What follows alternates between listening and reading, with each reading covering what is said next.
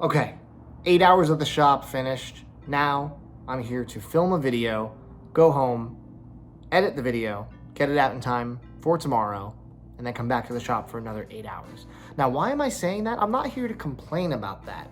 I'm here to take a moment to revel in that. I was working jobs that I didn't love. They brought me no personal satisfaction, and they were just so rote and monotonous. I just never really found myself appreciating what I did for the majority of the week, which was go to work and do my job.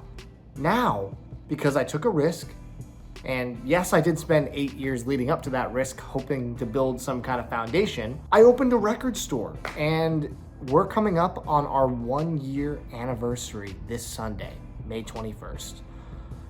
I don't take enough time to pat myself on the back. I know that sounds weird, but it's easy as a business owner to get bogged down in all the specifics of the business and the numbers and, the marketing and all that stuff. But it's important to stop and take stock of the fact that I opened a record store on a whim without any knowledge of how to run a proper business beyond what I had read prior to opening. And we are here a year later, and we are hopefully here to stay. The 1-year mark is a colossal milestone in my opinion, and I am so grateful for all of my friends and my family and you guys for supporting me up till this point. I'm literally living a dream, and will that dream last me the rest of my life? I don't know. Maybe, that would be cool, but right now, it's working. The store is doing pretty well, and I am happy to say I work for myself. I come to work, and successes and failures are both ultimately on me at the end of the day. And that's kind of exciting, it's kind of scary, but ultimately it's an adventure that I am so grateful that I've had over the past year, and I can't wait to see what exciting things we do over the next year. But right now we're here to talk about the 1-year anniversary celebration. I know a lot of you can't be there, unfortunately, but I wanted to show you guys some of the records that I'm putting out for the 1 year because I am so excited to see these walls full of these records. Goose and I have been really trying to find the best stuff and put some of the best stuff aside and really bit our tongues when it came to talking about some of these because we really want people to walk into the store on Sunday and their jaws to hit the floor consecutively, every single person. And I think we are gonna be successful. When I opened this shop, we had 40 people in line outside, which was absolutely humbling, and it just blew my mind. And we have way better stuff for the 1 year than we had at opening, that is for sure. So I am really hoping that there's a line again. That would be really cool. We've been talking about it ad nauseum to anybody that comes in. All of our regulars are super excited. I'm hoping that, we get more new people in as well. As of a few days ago, we have a billboard in our parking lot right outside. That's kind of crazy too, seeing my name on a billboard in the town I live, which is, again, an incredible experience. But I keep distracting myself from the 1 year. Let's get back to the 1 year. So the 1 year, we are blowing it out. We're gonna do 2 DJs to start the day from 12 to 4. We're gonna have DJ Wags from No Skips, if you guys watch that, as well as James Dineen, who's an awesome regular that comes in all the time. If you watch this channel a lot, you'll know he's the guy whose wife traded me the Danzig records. It's kind of a deep cut, but let's keep going. After that, we have 3 bands playing outside. Our first parking lot show, actually. The first is Soul Simpatico, the second is Fractal Quintet, and the third is Shay Lee. Look up all these bands, take a listen, really cool stuff, and I'm really excited to just have live music, whether it's from the DJ spinning or from the bands outside, all day, as hopefully I see a bunch of people that have been here supporting the store over the past year throughout the day. Now, that's just the entertainment aspect. We are blowing out the store in terms of all the stuff we're putting out. As you guys know, all the wall records are our Grails. We also have a Holy Grail bin. Well, just like we did for Black Friday, every single wall record is going to be taken down and replaced with something that has never been in the shop before. And I am not kidding you when I say we have some heavy hitters. In addition to that though, because not everyone comes in looking to drop $60+ on a record, we are filling every single genre section with really awesome records from all different eras, and I'm really stoked for those too. Additionally, I have been collecting and gathering Japanese obi strip records. We are gonna have 70+ Japanese records with obi strips out on the floor or on the walls, depending on their value. Super cool. I think people are gonna be blown away when they come into the shop, and Goose and I have been busting our butts, so I sure hope so. But this video is for me to tease some of the records we're putting up. Now, These are not all of them by any stretch of the imagination. These are my personal favorites based on my tastes. There's a ton of stuff I didn't pick for this video that people are gonna be super excited about, but they're just not my bag personally. So I'm gonna let people be excited about that. Additionally, there's a handful of records I didn't show that I'm personally excited for, but I haven't told anybody about, and I can't wait for people to come see them on the day of. Now, hopefully we're gonna get a vlog going. My friend Will is going to be doing some filming, so hopefully we can cobble some stuff together and make some kind of sizzle vlog, kind of like we did at TMR Fest back in the day of the day. So if you weren't there, you can kind of catch little glimpses of it. But without further ado, I've just been babbling. Let's talk about some of these amazing records. And some of these have been in previous videos, but there was no confirmation they would actually be hitting the store. Chris Cornell's Songbook. This is the official pressing, not the bootleg. Unbelievable show. Just a huge list of songs from all of Chris's projects. Just a beautiful, beautiful experience to listen to on vinyl. I own a copy, otherwise this would have come home with me. How about this guy? A 1969 RL pressing of Led Zeppelin 2. Now, we play tested this. I would say, depending on your judging, it can go between VG and VG+. It's cut so hot that a VG sounds like a VG+ to me. I think it falls really in between. On some of those quieter songs, you can hear some of that crackle, but it's very, very light, and it just punches through with how well this record was cut. Robert Ludwig is a legend, and this is your chance to get an RL copy.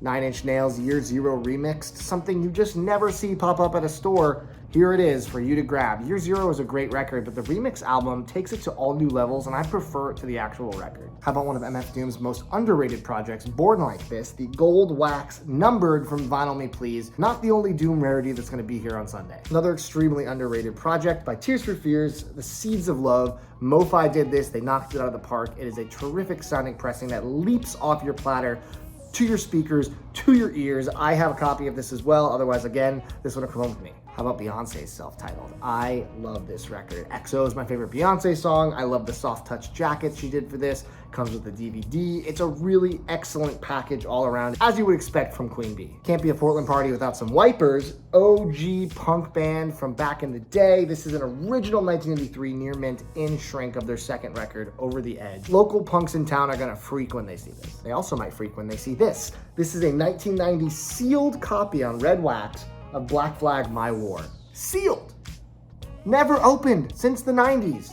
That's insane. 1987 US SST press of The Sonic Youth, because they say on the back, The Sonic Youth. Sister plays VG++, amazing playback. It has the uncensored cover, which is not easy to come by, especially in this condition. How about one of the best modern hip hop records ever? We're talking about Damn by Kendrick Lamar, and it is signed. It is the signed red copy. It's our third copy of DG's. One was official, one was a bootleg, and now we have another official. This is an amazing half Foo Fighters doing Bee Gees covers, half their own music. It's an awesome disc of music, and these are getting really hard to find. Rest in peace to the great Taylor Hawkins. Let's get a little funky real quick. How about a 75 US original press of Parliament Mothership Connection plays Near Mint. I can't believe how rare these are. Last I looked, there were 0 for sale across like 4 variants on Discogs. Eve 6 iconic record, self-titled Red Smoke vinyl, limited to 400.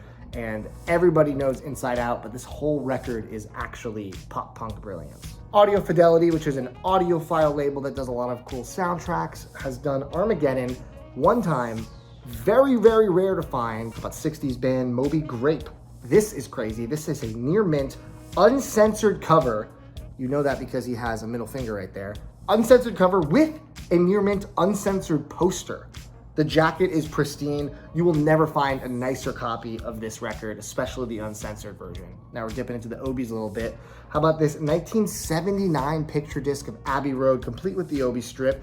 I played through this in the store. There's a couple little ticks at the beginning, but it plays through VG+ and shockingly strong playback in terms of the mastering for a picture disc that came out in the 70s. 1973 US original of Raw Power by Iggy and the Stooges plays near mint. Original press. We had a later pressing from like 76, I think, on the wall for a bit, but this is a first press. I know you guys weren't sure if I was gonna sell this. I talked about this on Instagram, but I had decided I am.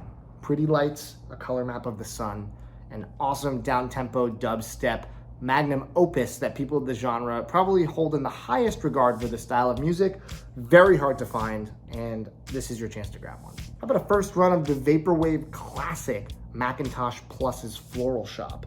pink vinyl, which, come on, aesthetics are everything, and how can you not get the pink record with this cover? Kind of where Vaporwave all began in a way, and everything is distilled from this record. Jazz heads, we have some great jazz for you that I'm not showing off in this video. I'm just talking about the Sidewinder by Lee Morgan, a 64 mono. I said plays near mint minus. It's not quite near mint, but it's definitely better than VG Plus, so I don't know where to put that. You know, it looks like it has some marks. A lot of these old blue notes can have a couple marks that aren't super deep, and they will still play through without any noise. It's incredible. I wish that records were still made so beautifully, but yeah, come on. I told you guys we had some more Doom, and this is Operation Doomsday, a 2001 pressing, plays near mint. We played it in the shop. I almost took it home. I have a repress on colored vinyl, and I almost took it, but I was like, you know what? I'm gonna leave it in the shop for someone to grab. How about an 88 SRC US pressing of Megadeth? So far, so good. So what? One of the best metal records of the era, without a doubt, and it plays VG Plus. I mean, this record absolutely rips. One more Obi to tease you guys. This is a Japanese press of Tears for Fears Songs from the Big Chair, complete with Obi strip. One of the greatest records of the 80s, in my opinion, and with that Obi, it just looks so good. And ending on a high note, original press of Blonde, Gatefold XL. This is the real deal. I know that there was a repress, which is already kind of ridiculously priced, but the original has held value, surprisingly. I think collectors want both covers. They want to have the original run, which I understand as a collector myself. This is probably gonna be the hot ticket item of the entire day. I wonder how fast it sells. That's the real question. So that is just a smattering of the records we're gonna have for sale. There are 75 plus spots on the wall, plus our Holy Grail bin. Everything is changing out with stuff of this caliber. This is not the cream of the crop. There's stuff even better than this that I did not show. So I'm excited to see everyone's reaction on the day of. It is not too late for you to go buy a plane ticket and come here for Sunday. All jokes aside, I just want to circle back to the beginning of this video and thank everybody for believing in me, whether you've helped me in the Indiegogo before the store, or you've purchased from me from afar, or you discovered me by being in the neighborhood and you started following the channel, or you've just been someone who has been meaning to make it to the store eventually. All of you guys hold a special place in my heart, and I couldn't have done this without your support. So thank you from the bottom of my heart for helping this guy live a dream of owning a record store. And let's try to top the first year and year two with some even crazier and more exciting antics, all of which I will document on Too Many Records. So thank you guys for watching this video. Wish me luck for the 1 year. Hopefully I'll see some of you guys on Sunday, and we'll be chatting after the fact with another video recapping how it went. Thanks so much, guys. Take it easy.